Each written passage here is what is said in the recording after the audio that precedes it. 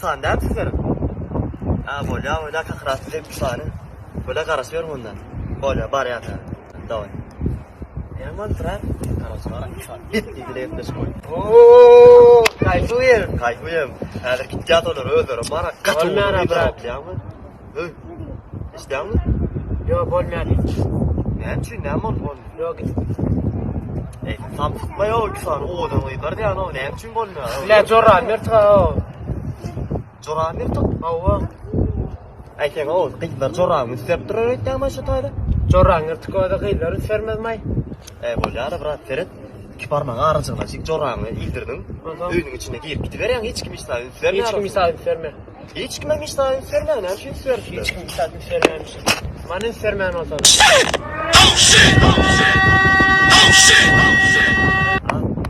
Sen prosta da. Bırak 4 virenci pul yaptırdın. Ertiye ver ya. Tamam. O ertiye ver ya. Ne yaptın? Getir. Tosun ver ya adam erti. Hele olup durma o ertiye ver ya. Ne Selam aleyküm. Oo. Selam dost. Selam aleyküm. Aleyküm selam. Dost. 100 dolar pul yaptırdın. Ertiye ver ya. Tosun ver ya. Toşnu ver ya. Ne yaptın ya? Ne bakma. Tut dursun o. Tosun ver ya. Toşnu ver ya. Heleydir ne yaptın? Dost ne ala? Verin verecek ama dost. Ne dost sağcı olay var ha. Köp fakat katı olmarsın da. İkinin köyüne ertir başkalardan yanat verin böyle. Dur. Öyle Yok mu? öyle bir sancak akıl bu.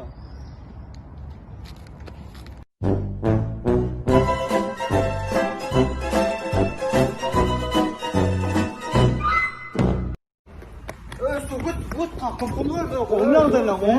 Hani ne? Kompuluyordum o seni. Yürüm kırı no. Yürü git lan benim da noyam oğlum. Riverside, motherfucker. Let's go. Açamazsın ya. Yaman. Oy, maruz ne yalar mı bunlar? Onlar geliyor. Çatır. Hey, bir dişlerine. Ha? Ekmek ne o? Mine bir dişlerine ha. Ha?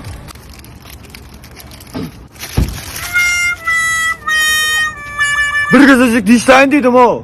Kalkam ertirmana da köp pul verse sizde çağıracaklar. Anlar gel o her ya. Yürü kıyılımı gelin. Let's go.